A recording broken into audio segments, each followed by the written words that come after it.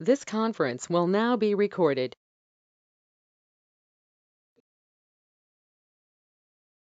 अश्विन शुद्ध अष्टमी दिनांक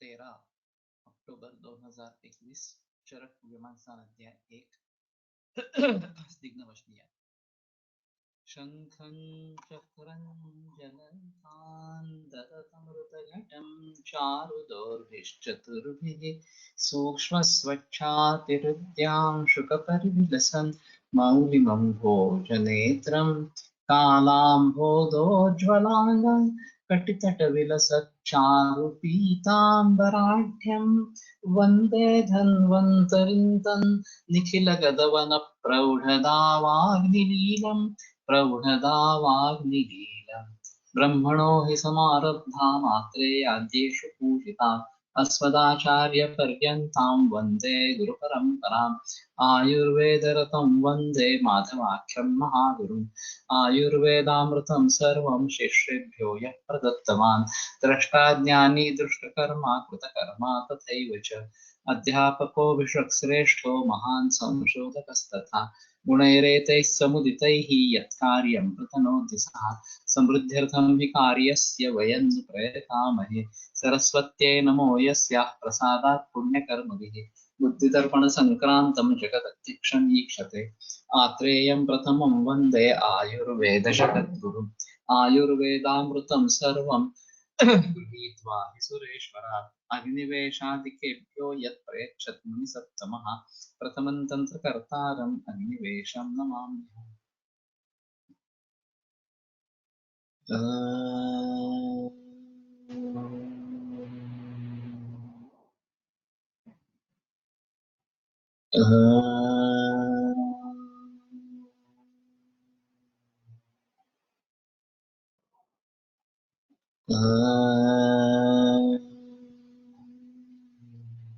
ओम शांति शांति शांति।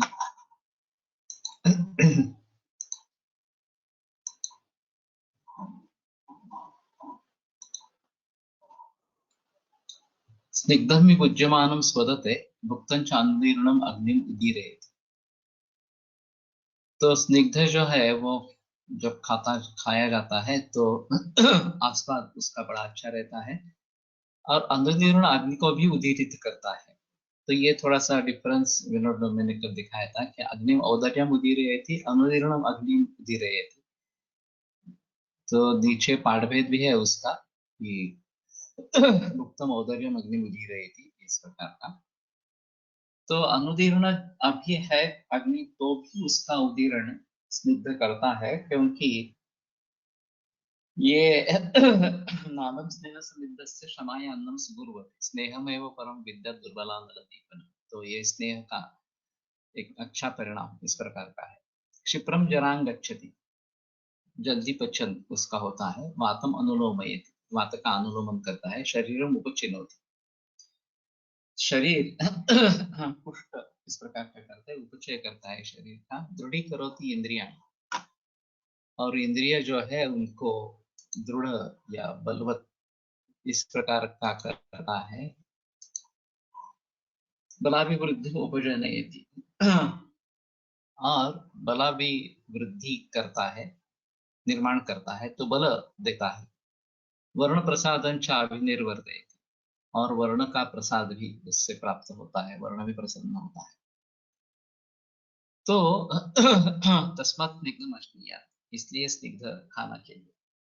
तो अभी जो ये प्रचलन में आ गया है कि तेल तुप पूरा बंद नहीं करने का लो फैट इस प्रकार का जो डाइट का प्रचलन अभी चल रहा है खास करके उच्च भ्रू समाज में वो सब गलत है। और अग्नि के हिसाब से लेना जरूरी है एक चीज। और ये चिंतक जो है उनको लिए तो उनके लिए तो स्नेह होते ही है। तो उनके लिए स्नेह का प्रयोग होना बहुत जरूरी है। सिर्फ ये देखे कि उसका पचन बलिभांति हो। अभी फैटी लिवर की समस्या काफी बढ़ रही है। एक तरीके से ये स्नेह का पचन नहीं हो रहा इस प्रकार का व्यतीत कर रहा है। फिर भी हमें वो पचन कैसे सुधरे इसके बारे में सोचना है, अग्नि कैसा बढ़े इसके बारे में सोचना है। शुरू में ज्यादातर रूक्षण कर सकते हैं, लेकिन बाद में एक बार ये स्थिति जाने पर हमें स्नेहन ही करना है। तो ये बात सबसे बड़ी ध्यान में रखनी है कि नो फैट लो फैट ये सब इसको वात रोगों को बुलावा देने वाला है। मात्रावत अश्नीयात मात्रावती भुक्तम वातपित्त कफान अपीडयत आयुरेव विवर्धयति केवलम। तो इस प्रकार योग्य मात्रा में अन्न खाने से वात पित्त कफ इनका अवपीड़न न होते हुए केवल आयु का ही वर्धन करता है। तो उसमें एक तिहाई घन, एक तिहाई द्रव और एक तिहाई दोषों के संचरण के लिए खाली रखना है, रिक्त रखना है। ये किसमें अहम होता रहेगा। तो दोषों के संचरण के लिए खाली अवकाश चाहिए, इसलिए 2/3 आमाशय की कैपेसिटी के हिसाब से भोजन लेना है। उसमें 1/3 या 1/3 घन, 1/3 द्रव ऐसा लेना है। तो वात पित्त कफ का अवपीड़न होने का चांस वहां पे नहीं रहेगा और आयु का वर्धन वो करता रहेगा। सुखं गुदम अनुपरीयेति, सुख से गुद तक वो जाता है। न च उष्माणम वहन्ति, और अग्नि का आनंद भी नहीं करता।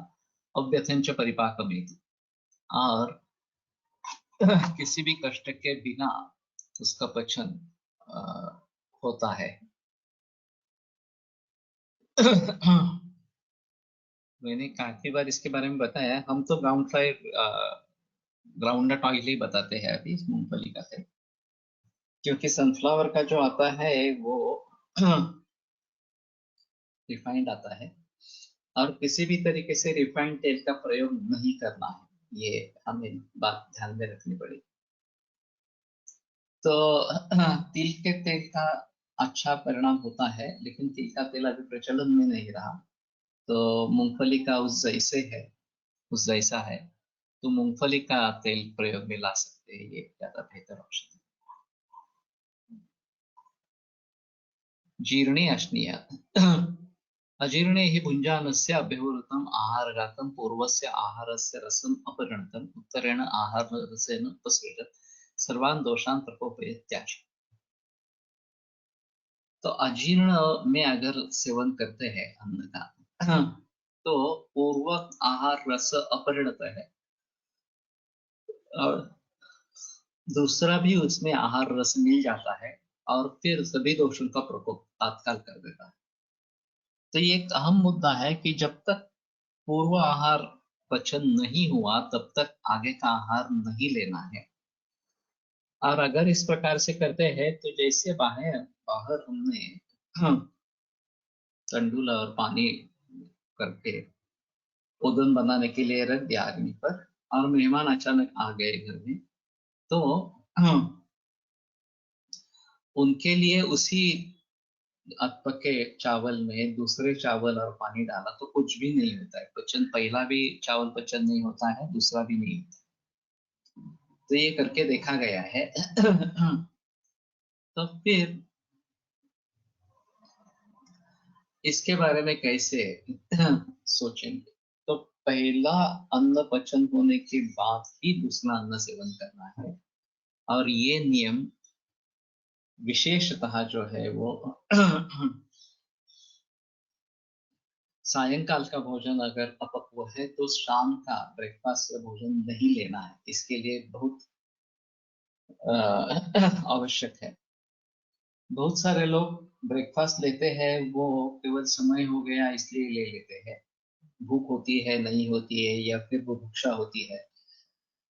तो ये गलत इस प्रकार की बात है, और यहाँ से सुधार लाना बहुत जरूरी है। यहाँ से लेकर पूरे खाने पीने के बारे में सुधार लाना ये आवश्यक है।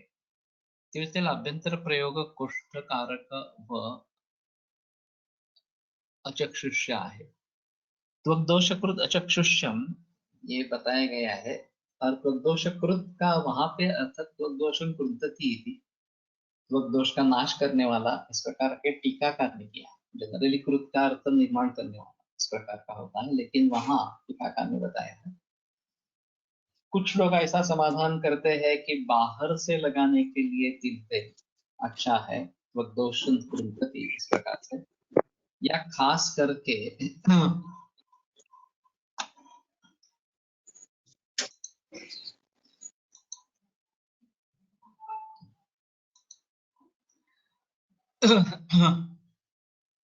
तैल मूर्छना जो है वो इसमें कारीगर होती है इस प्रकार से।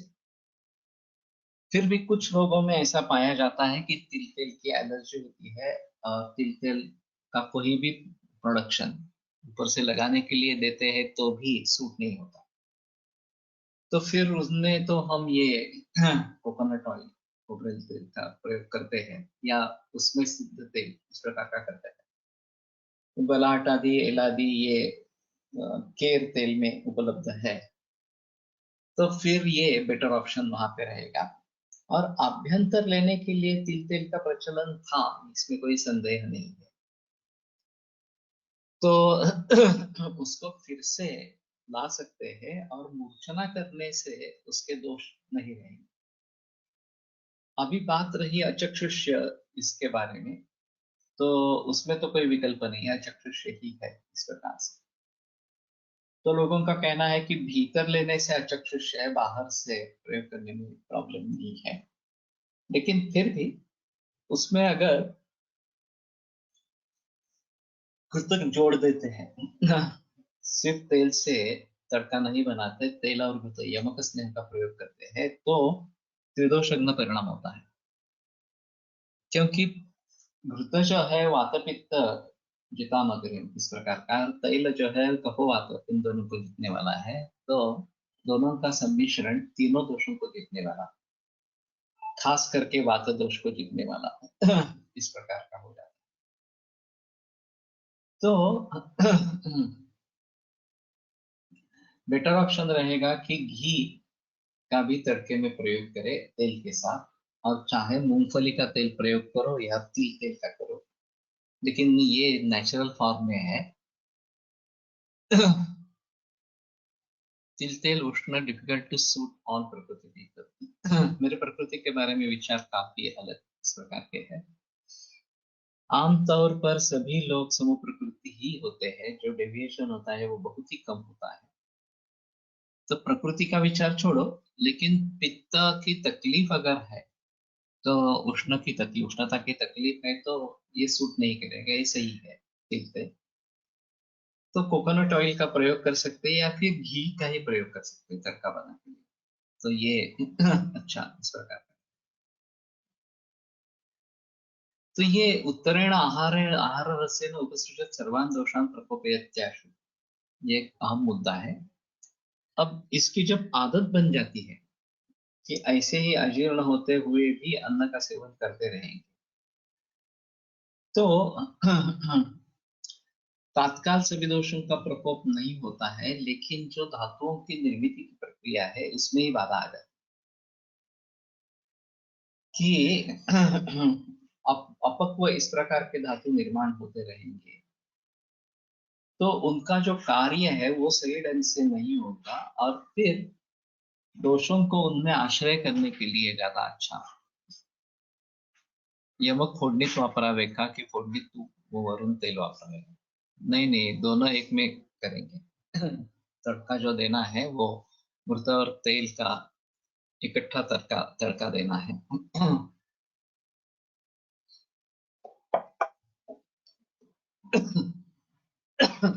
घी हम ऊपर से ले सकते हैं, वैसे तेल ऊपर से लेने का ज्यादा प्रचलन नहीं है इस प्रकार से।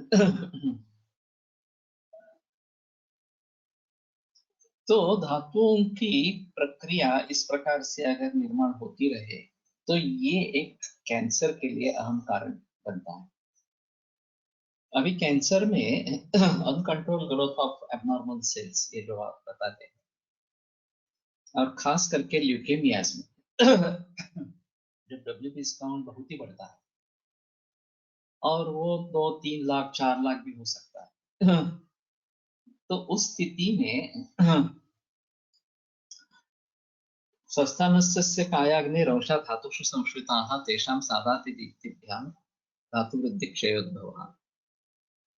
तो धात्वग्नि का मांद्य होता है तो धातुओं की वृद्धि होती है, धात्वग्नि का तैक्ष्ण्य होता है तो धातुओं का क्षय होता है, ऐसा यहाँ पे बताया गया है। अब कुलटकर सर बताया करते थे कि अगर चावल और पानी, ये जो प्रमाण उसका है वो अगर बिगड़ गया, या फिर अग्नि उसमें जो देते हैं वो बिगड़ गया, आधा ही अग्नि दे दिया, थोड़ा सा ही अग्नि दे दिया, इस प्रकार से, तो जो राइस बनेगा, ओदन बनेगा, वो क्वांटिटी में ज्यादा होगा लेकिन उसमें क्वालिटी बिल्कुल नहीं है,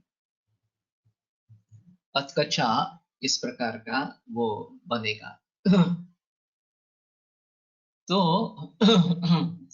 ऐसी स्थिति में अग्नि पूरा होना यही आवश्यक है। तो अग्निमांद्य से, धात्वग्निमांद्य से खास करके धातुओं की वृद्धि होती है, डब्ल्यूबीसी काउंट बहुत बढ़ता है, फिर भी उसका प्रतिकार शक्ति में कोई रोल नहीं है, बल्कि उसकी प्रतिकार शक्ति और कम होती है, इस प्रकार से। तो यहाँ हम समझ सकते हैं कि धातुओं का निर्माण अच्छी तरीके से नहीं हो रहा, खास करके। अब ये WBC का मतलब किससे है खून में? ये कफ सदृश घटक है या पित्त से जुड़ा किस प्रकार का घटक है? तो प्रभावकर करके हमारे यहाँ सर थे, वो बोलते थे कि ये कफ का परीक्षण है, WBC काउंट इस प्रकार। और प्राकृतस्तु बलम श्लेष्मा विकृतो बल उच्यते सचैव काये सच पापोपदिश्यते। तो प्राकृत कफ जो है वो ओज बताया गया है और वो बल है शरीर का। तो WBC पर्याप्त मात्रा में होना, ये शरीर का बल अच्छा है, ये सुझाव देने वाला। अभी मैं बहुत दिनों से सोच रहा हूँ, प्रैक्टिकली कर नहीं पाया कि डिफरेंशियल काउंट देता है, न्यूट्रोफिल सीखते हैं वगैरह इस प्रकार से, और ज्यादा हम उसके ऊपर जिक्र नहीं करते। हम WBC काउंट कितना है, 6-7 हजार है, ठीक है, उसको लेकर चलते हैं। या प्लेटलेट काउंट 1.5 लाख 2 लाख है, ठीक है, इस प्रकार से लेकर चलते हैं। लेकिन न्यूट्रोफिल्स कितने हैं, बाकी सेल्स कितने हैं, ये अगर देखने की कोशिश करेंगे और उसके आधार पर कुछ विचार करेंगे कि ये कम है, इसको बढ़ाने के लिए क्या करना है, ये ज्यादा है, इसको कम करने के लिए क्या करना है वगैरह, तो शायद प्राकृत कफ के निर्माण के हिसाब से सीतोपलादि चूर्ण काम में आता है। तो इन सभी विकारों में या इन सभी अवस्थाओं में ये एक बात अहम हो सकती है कि धात्वग्नि मांद्य अगर इस प्रकार का है और खास करके ल्यूकेमियाज में है, तो सीतोपलादि चूर्ण ये एक अहम दवा इस प्रकार के रहेगी। और ये माउस में, मेद में, अस्थि में, सभी में इस प्रकार से हो सकता है कि विकृत सेल्स ज्यादा बन रहे हैं, और उसका एक कारण हाइब्रिडाइजेशन है, ये अहम कारण इस प्रकार का है। लेकिन दूसरा कारण अजीर्ण भुंजानस्य, ये जो बात बताई गई ये भी है। तो what are the benefits of मूर्छना of स्नेह Thailand Gurta from the Ayurvedic and modern perspective? Currently, very rarely any pharmacy will be following this Murchana of Taila and Gurta. So, sir, what are the thoughts on that and the need of reintroduction of Murchana? वैसे घृत वैसे भी खा सकते हैं, घृत में ज्यादा प्रॉब्लम नहीं है, लेकिन तेल अगर भीतर सेवन करना है तो मूर्छना करना जरूरी है। तड़का एक तरीके से मूर्छना ही है। जो अन्य चीजें इसके बारे में बताई गई है मूर्छना के लिए, वो करके अगर सिद्ध तेल बनाएंगे तो ज्यादा अच्छा इस प्रकार का रहेगा, उसका प्रचलन लाना पड़ेगा। और खास करके जबकि हमें अभ्यंतर प्रयोग करना है तेल का, चाहे बस्ती के द्वारा हो, चाहे स्नेहपान करना है इस प्रकार से, तो मूर्छना आवश्यक है। घी के लिए भी करेंगे तो अच्छा है, लेकिन अगर नहीं भी करते हैं तो भी घी वैसे भी सेवन किया जा सकता है, उसमें कोई प्रॉब्लम नहीं है। तो फार्मेसी में ये प्रचलन लाना अच्छा रहेगा कि तेल मूर्छना करके ही तेल का प्रयोग करें, जब तेल सिद्ध करना है तब। और खाने के हिसाब से देखा जाए तो तड़का देकर ही करें, ये इसमें अहम इस प्रकार का मुद्दा हो जाएगा। तो मेरे कहने का तात्पर्य अर्थ ये है कि कैंसर को इमेच्योर सेल्स ड्यू टू धात्वग्नि मांद्य इस प्रकार से भी सोच सकते हैं, और उस अवस्था में हमें धात्वग्नि को सुधारना है, ये अहम मुद्दा रहेगा। और ये रस से लेकर शुक्र तक सभी धातुओं के बारे में हो सकता है। तो उसके हिसाब से अभी हम धातुपाचकों का प्रयोग कर रहे हैं। तो ऐसा है कि उस धातु में स्थित जो भी दोष है उनका पाचन ये रसपाचक रक्तपाचक वगैरह से होता है।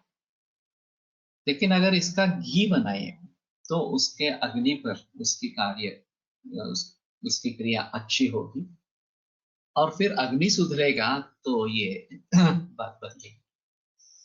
तो मैंने सोच के रखा है, लेकिन पुनरुस में काफी ये पाचक सिद्ध घृत मिलते हैं, तो अभी उतना ज्यादा प्रचलन उनका नहीं है। हम उसी को उसके काढ़े की भावना देकर पाचक बनाते हैं और उसका प्रयोग करते हैं। लेकिन जहाँ घृत का संबंध है वहां रक्त कल्याण का घृत अभी सभी में प्रयोग करते हैं। लेकिन उस धातु का पाचक घृत अगर बनाते हैं, जैसे कि बोन मैरो के बारे में अस्थि पाचक घृत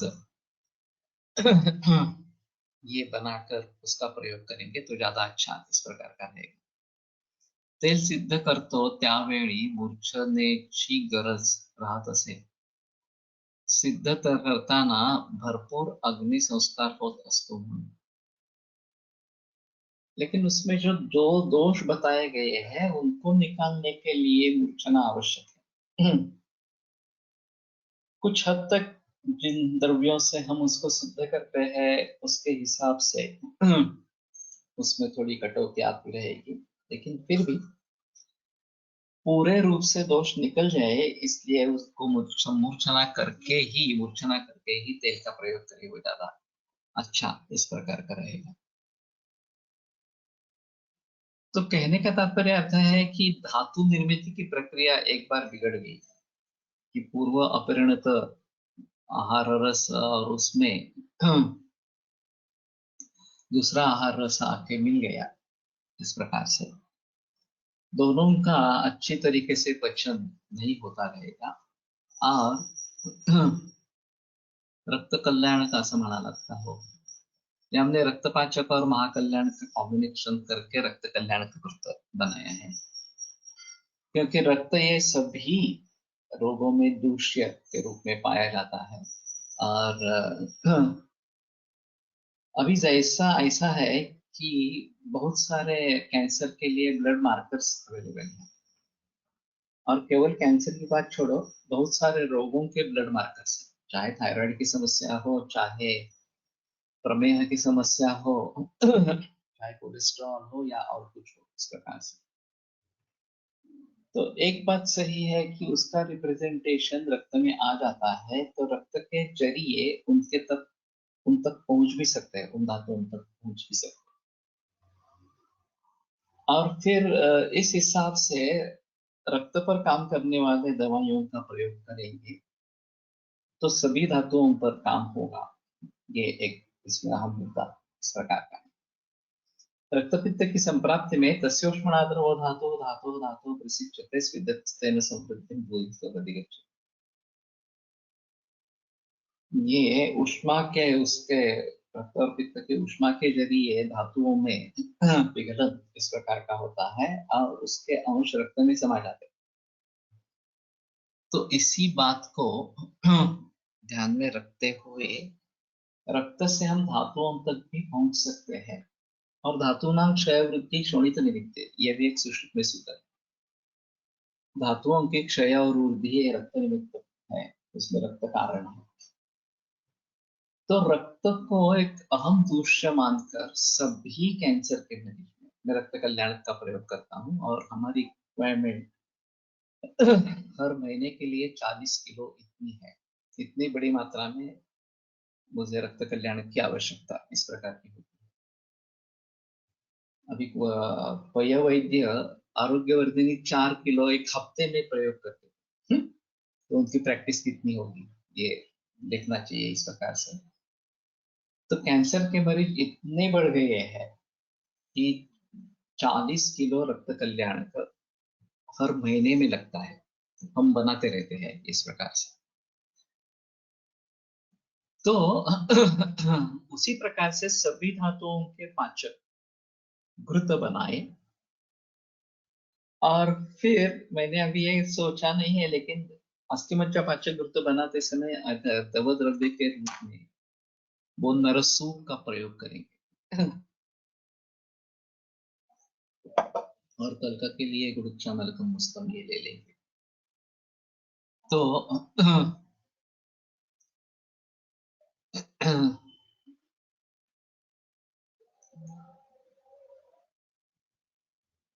the example you gave of leukemia and cancer and Dhatvanimanda and the role of Sitopaladi in that. What is the rationale of using Sito so extensively as I have witnessed? So this Sito in every formulation or fully in most of the practitioners of Pune, especially colorectal surgery.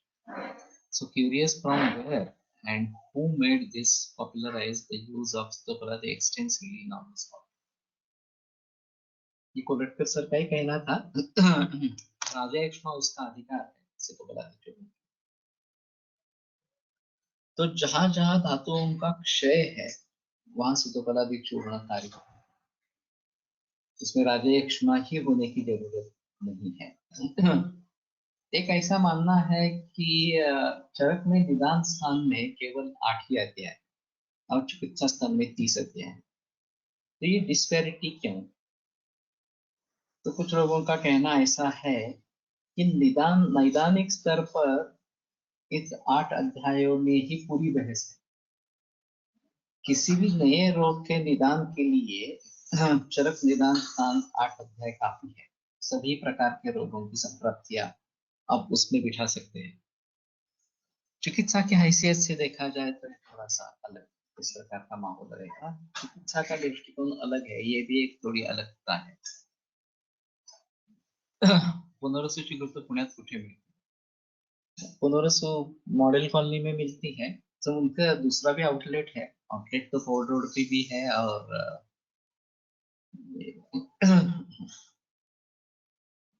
Lal Bahadur Shastri road के नजदीक जो है उसमें भी है। लेकिन सभी जगह तीनों जगह मिलती होती, उसमें प्रॉब्लम नहीं है। तो इसमें बता सकते हो, इसमें कोई प्रॉब्लम नहीं है। तो सितोपलादी चूर्ण का एक अहम रोल इस प्रकार का है। और जैसे मैं बता रहा था कि निदान स्थान से क्षयात्मक संप्राप्ति कहीं भी हो तो उसका विचार राजा एक्ष्मा के निदान में हमें करना चाहिए, इस प्रकार का थोड़ा रहेगा। और फिर उसके जरिए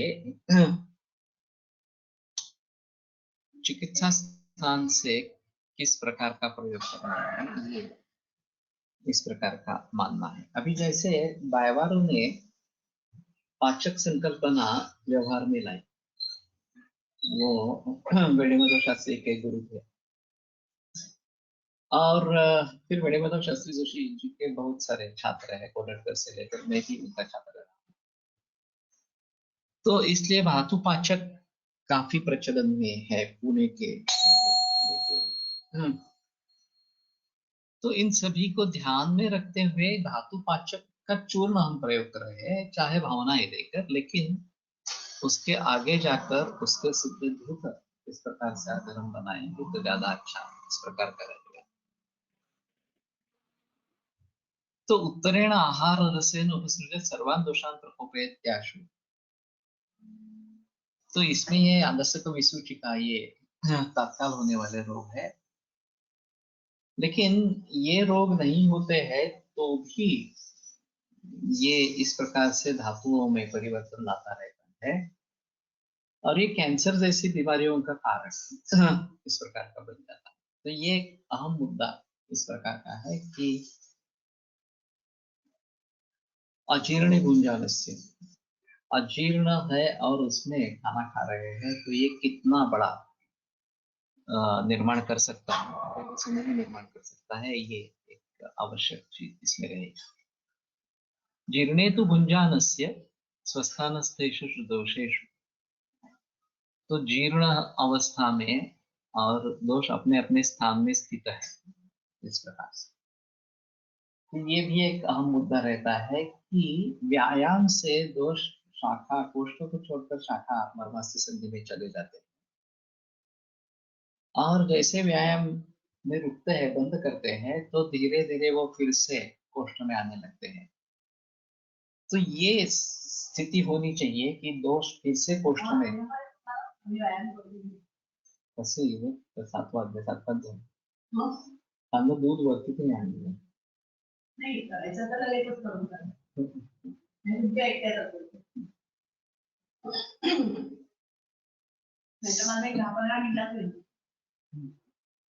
ठीक आहे, पण दूध वर आणतो, वरतीच ठेवतो.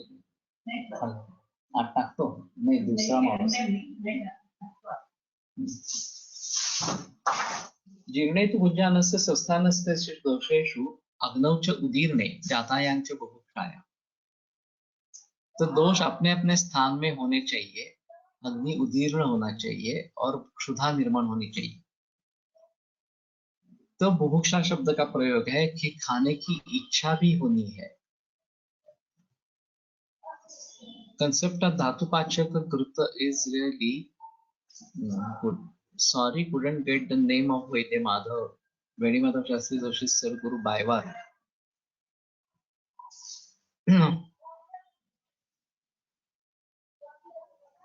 Who initiated this Dhatupachaka?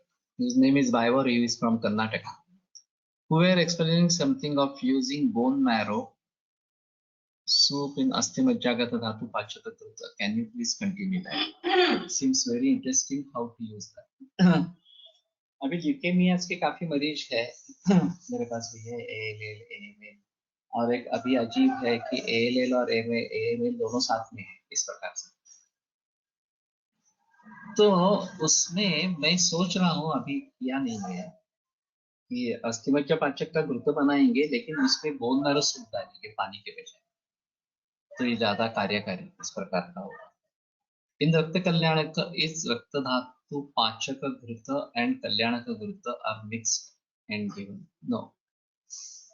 वो बायवारू के लेख पढ़ो, ज्वर पंचक और कषाय पंचक, इस प्रकार का उनका लेख है, मराठी में है।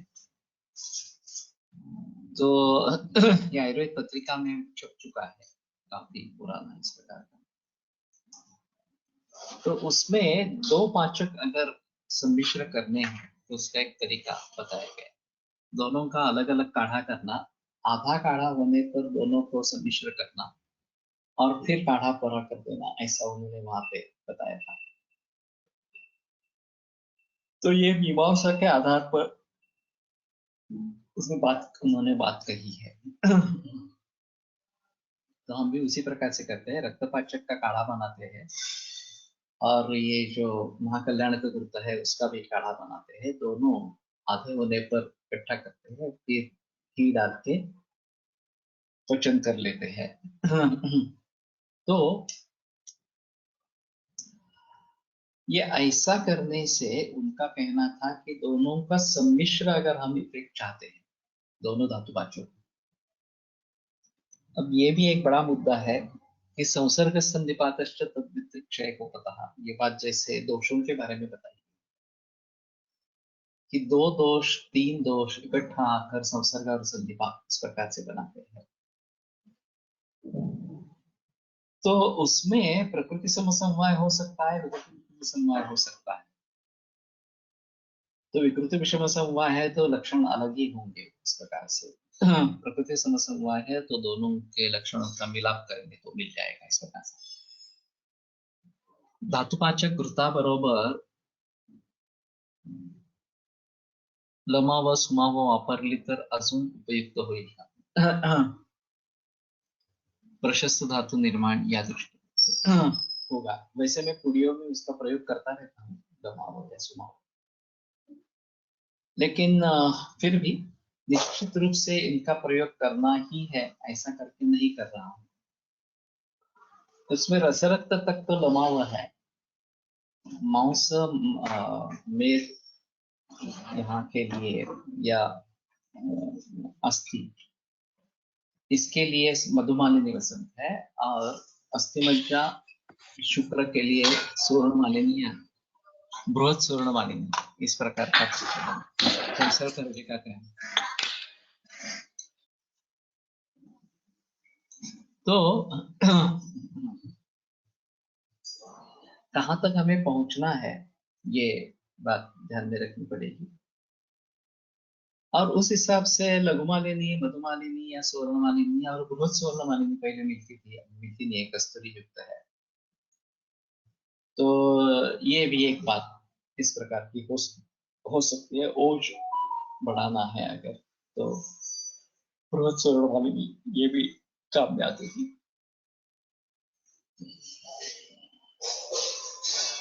तो इन सभी के बारे में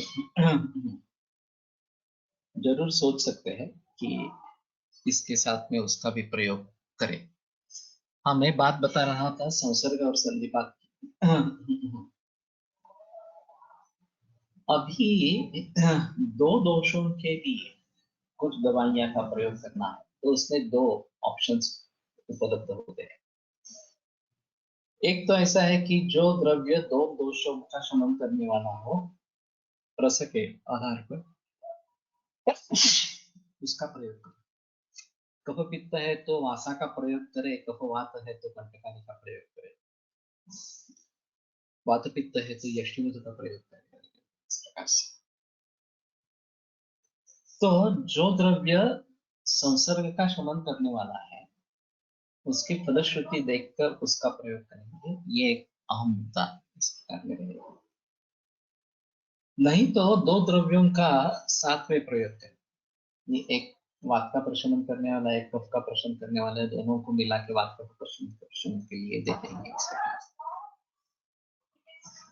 लेकिन जो मूल रूप से दो दोषों का पचन करने वाला है उसके गुणों में और ये इस प्रकार के कॉम्बिनेशन के गुणों में फर्क होगा। ये ज्यादा मूल तक जाकर प्रशमन करेंगे, और संयोग से जो परिणाम हम करना चाहेंगे वो सभी उसी प्रकार से काम करेंगे नहीं करेंगे इसके बारे में थोड़ा संदेह होगा। अगर विकृत विषय में समवाय हो जाता है तो ये अलग बात इस प्रकार की। इसी प्रकार अभी तो फिलहाल हम कर रहे हैं कि अगर मांस भी दूष्य है, अस्थि भी दूष्य है, रक्त भी दूष्य है, तो रक्तपाचक, मांसपाचक, अस्थिपाचक, अस्थिमज्जापाचक ये तीनों इकट्ठा करके पुड़ी में दे दे। आइडियली जिन रोगों में ये तीनों दूष्य पाए जाते हैं उनके लिए जो भी दवाइयां बताई गई हैं उन दवाइयों का प्रयोग करना ज्यादा बेहतर इस प्रकार का। तो इसमें दूसरा अहम मुद्दा हो जाता है कि अधिकार जो बताया जाता है वो औषधि उसका एक अलग महत्व है कि ताप्यादि लोह पांडुरोगाधिकार में बताया गया, लेकिन उसके फलश्रुति में विशेषादंत्य अपस्मारण कामना इस प्रकार का बताया। तो अपस्मार, कामना और अर्श इनमें ये विशेषतः प्रयोग में लाई जाती है तात्पर्य। अब वैसे देखा गया तो इन तीन रोगों में जो औषधियां आई है उसमें तात्पर्य का निर्देश नहीं है। ये एक बार उन्होंने यहाँ पे पांडु रोग में बता दिया तो उसमें से आप वहां पे उठा लो, ऐसा उनका कहना है। अब त्रिस्कंध कोश के जरिए या प्रातिपदिक कोश के जरिए इनको इकट्ठा लाया जा सकता है। लेकिन फिर भी ये हमें सोचना चाहिए कि अगर पांडु की संप्राप्ति से आरंभ होकर कोई अकस्मात निर्माण हो गया, अर्श निर्माण हो गया, तो उसमें ये हम ताप्यादि लोगों का प्रयोग भली भांति कर सकते हैं, ऐसा इसका रहेगा। तो दो दोषों के प्रशमन के लिए उन दो दोषों के प्रशमन वाले द्रव्यों का प्रयोग, तीन दोषों के प्रशमन के लिए तीन दोषों के प्रशमन वाला प्रयोग, जैसे गुड़िच्छी वगैरह इस प्रकार के जो त्रिदोष शामक इस प्रकार के रहे। लेकिन उसके बावजूद अगर अगर हम ये कार्य सिद्ध करना चाहते हैं तो संयोग से भी ये करते हैं इस प्रकार से। और इसलिए मूल रूप से दोष धातु मल के ऊपर क्या एक्शन है द्रव्यों, जब हम ये अभी निघंटु का काम कर रहे हैं प्रातिपदिक दोष में, तो उसमें दोष धातु मल के ऊपर तीन द्रव्यों का किस प्रकार के काम है और दो दोषों को तीन दोषों को शमन करने वाला कौन सा द्रव्य है, ये बात सभी बातें सामने आ जाती है, उसमें कोई संदेह नहीं। तो उसका भली भांति प्रयोग करेंगे ये ज्यादा बेहतर इस प्रकार का रहेगा। और जहां पॉसिबल नहीं है वहां दो या तीन द्रव्यों के संयोग से काम चलाएंगे। तो अभी अगर हमारे मन में निश्चित है कि ये मांस और रक्त ये दोनों के हिसाब से करना है, तो शायद बायबारो के मेथड से रक्तपाचक और मांसोपाचक दोनों का काढ़ा बना के आधा काढ़ा रहने पर इकट्ठा करके काढ़ा थोड़ा बना देंगे और फिर उस काढ़े का प्रयोग उस व्यक्ति में करेंगे तो ज्यादा अच्छा है। अब ये बहुत ही ज्यादा स्पेसिफिक इस प्रकार का हो जाता है, ज्यादा स्पेसिफिक इस प्रकार का हो जाता है और हर मरीज के लिए अलग अलग इस प्रकार सा होगा। Can you please explain how one should study the kalpa mentioned in Shastra from different aspects, especially clinical oriented? ये पूरा मेरा लेक्चर ही इसी प्रकार का है। सौभाग्य से मुझे बहुत अच्छे गुरु मिले हैं, गणेश शास्त्री जोशी, फणसरकर, बोधनकर, ये सभी गुरु इस प्रकार के रहे हैं। और फणसरकर की प्रैक्टिस तो मैंने ज्यादा देखी नहीं क्योंकि वो काफी बूढ़े हो चुके थे जब मैं उनके पास जाने लगा, तो ये 75 साल के।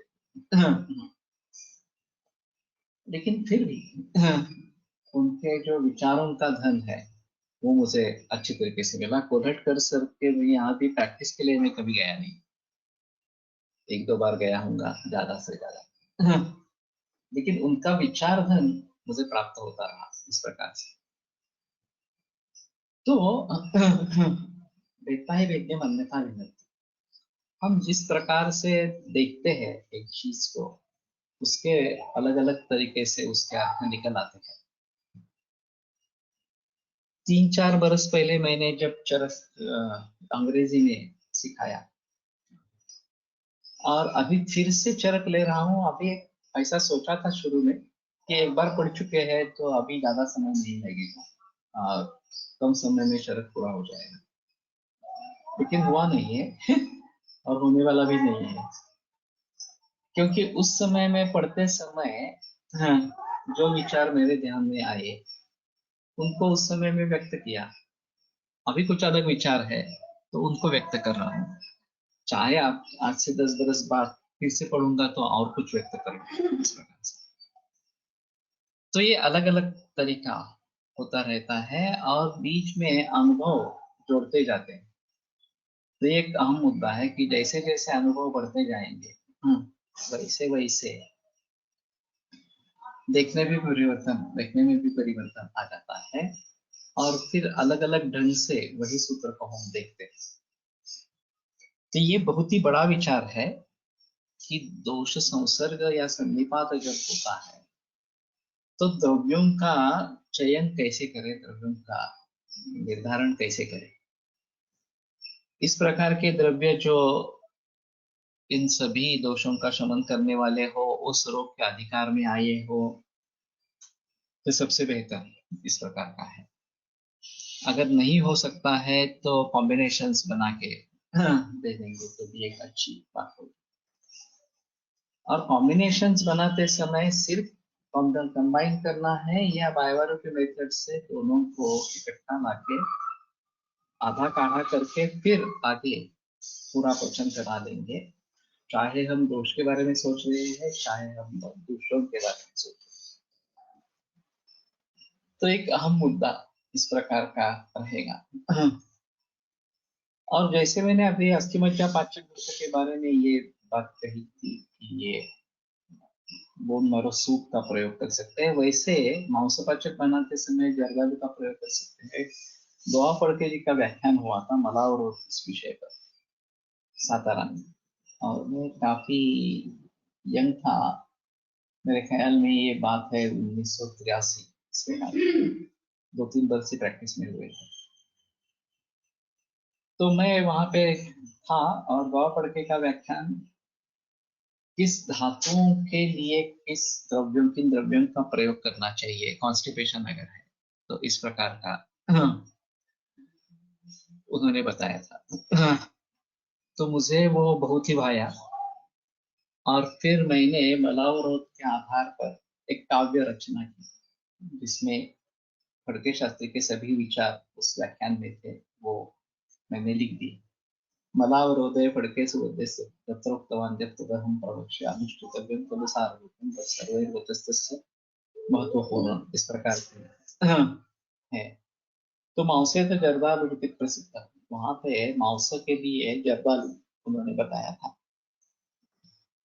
तो इस प्रकार से उन द्रव्यों को लेकर अगर हम धातु पाचक बनाएंगे तो शायद एक अलग बात रहेगी। तो जर्दालू का काढ़ा बना के उसमें मांसपाचक औषधियों को सिद्ध करेंगे तो ये अच्छा इस प्रकार का रहेगा।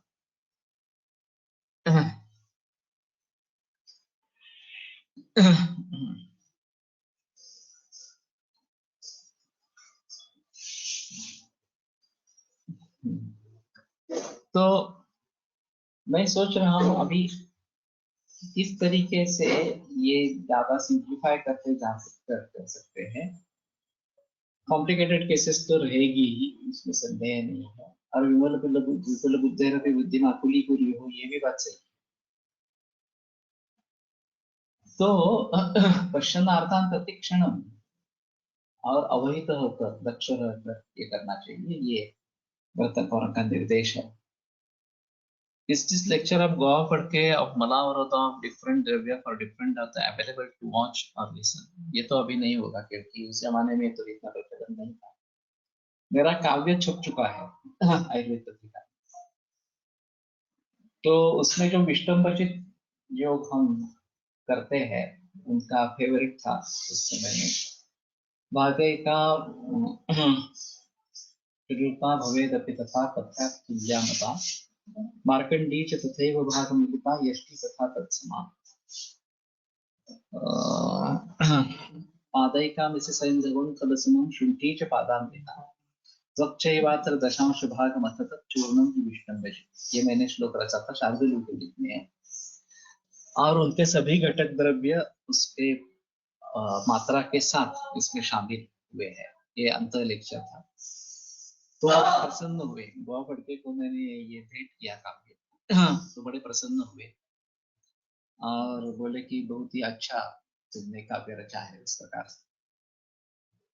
तो ये काव्य छप चुका है मेरे पास भी होगा, मुझे अभी याद करना होगा कि किस प्रकार से मैंने क्या क्या लिखा था इस प्रकार से। बाकी जाति उपजाति वृत्त है और अंत में ये शार्दूल इस प्रकार का है। तो वो उस काव्य के आधार पर बता सकते हैं, ये एक बात हो सकती है। मैं ढूंढूंगा, काव्य मेरे पास मिलेगा, कहीं ना कहीं होगा इस प्रकार से। तो दो स्वस्थानस्थेषु दोषेषु जीर्णे तो भुञ्जानस्य स्वस्थानस्थेषु दोषेषु काव्य ग्रुप पर पोस्ट करा ठीक है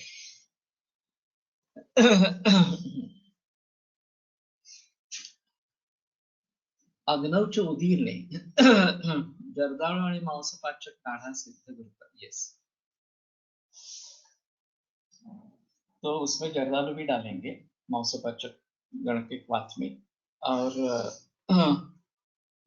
मांसपाचक का कल्क बनाएंगे या दोनों का कल्क बनाएंगे दोनों की पॉसिबल चीजें हैं और फिर घृत बना के प्रयोग बनाएंगे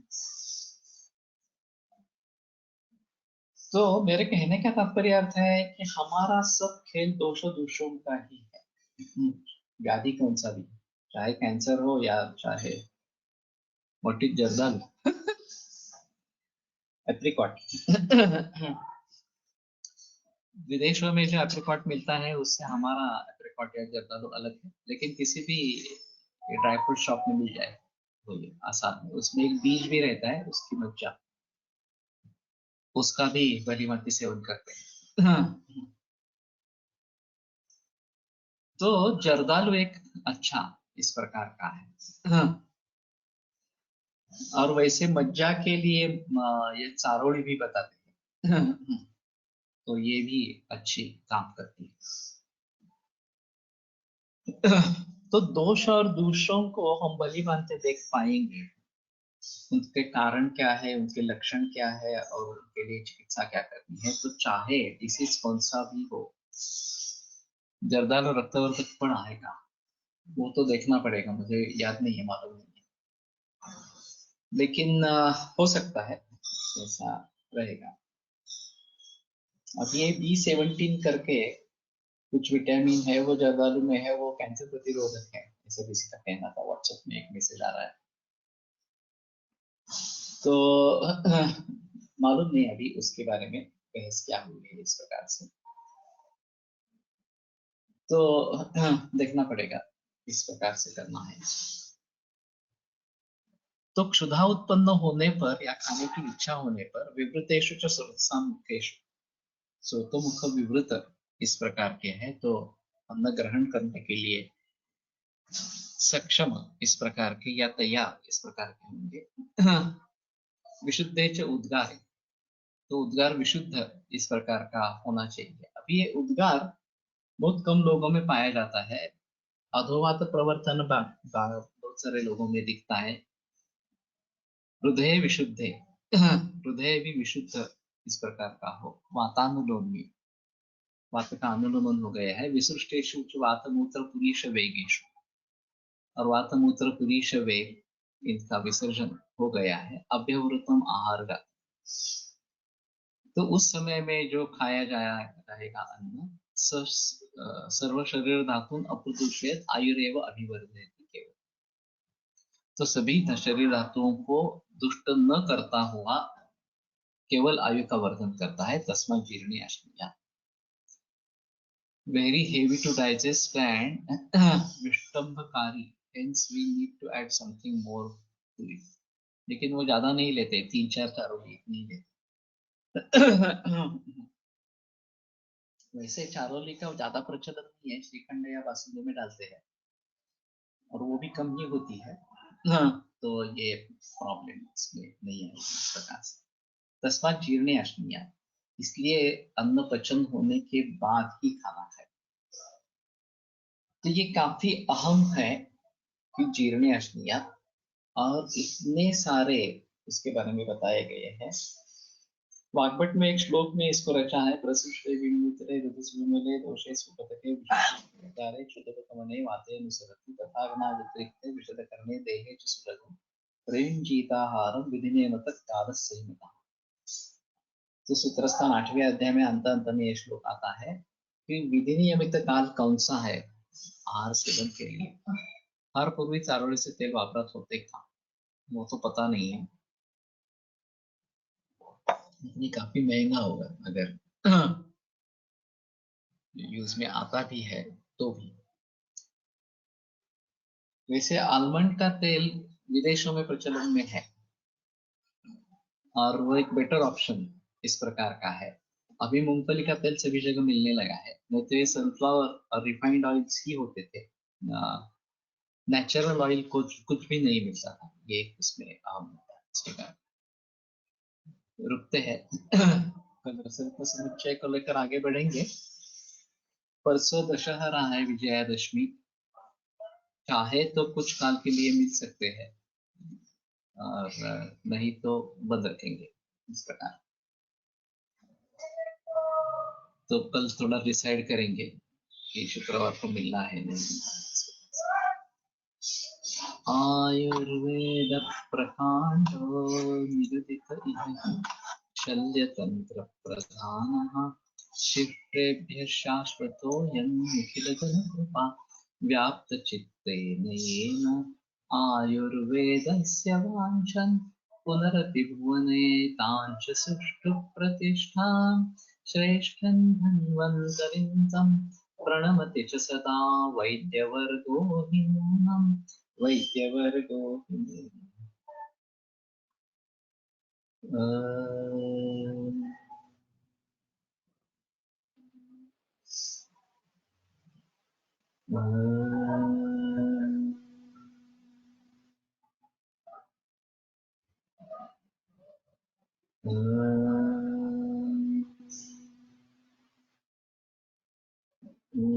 शांति शांति शांति।